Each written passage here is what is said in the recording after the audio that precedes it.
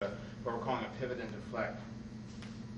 If Drew goes to hit me, and I don't know what he's going to do, that's the thing. It's like he doesn't tell me what he's going to do. He's just going to do what he does. And if I have to learn a different technique or a different skill for every single way he can possibly hit me or punch me or kick me or whatever, I'm going to learn too many skills, and actually I'm going to have access to none of them in a real emergency. So what we're going to focus on is a couple of just gross motor skills that we can use over and over again with lots and lots of different applications.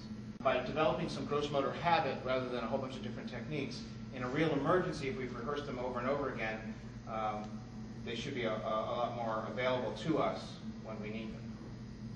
So here's what the first skill looks like. He goes to push me. Let's start with you here. Okay. What I'm going to first do is come push me faster. Okay. He's really irritated. He's angry at me. I'm going to move off the line. And what I'm doing here is I'm bringing my hands up and I'm cupping my fingers. I'm not making fists, because if I make fists, I might signal to him that we're in a fight. Also, the sort of proprioception that goes along with me closing my own hand, especially under adrenal stress, I might confuse myself to thinking I'm in a fight and lead me down to a more destructive response. And what I want to do is to stay focused on being supportive.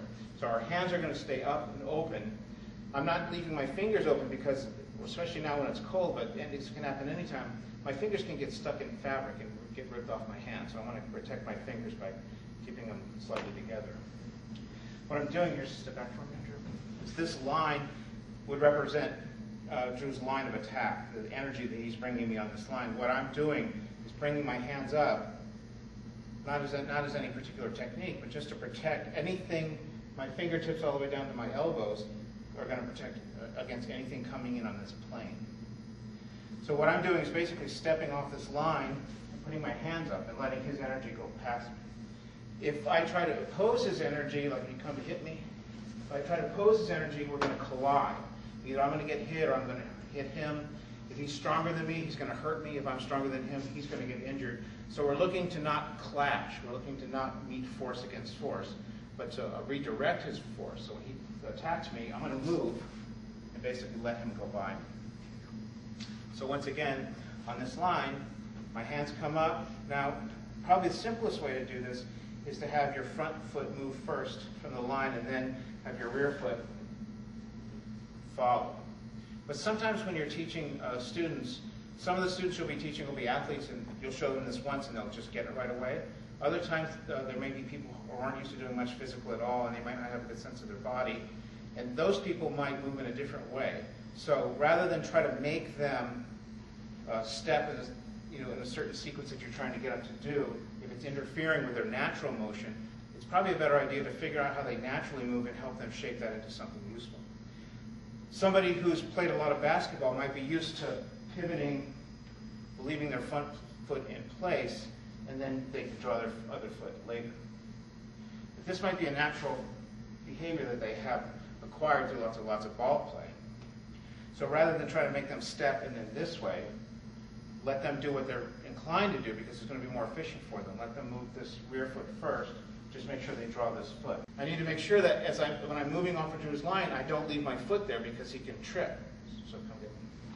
If I leave my foot there, he can trip. And I'm responsible for his safety as well as my own. I can't do anything that's going to add injury to Drew, because number one, we care about him, and my responsibility is to keep him safe as well as myself safe. But also, we have to maintain a relationship. And if I do something to ensure my safety but adds injury to him, that's going to go into our overall relationship. And he's not going to trust me anymore. He's not going to trust the program. He might harbor some resentment. He might retaliate.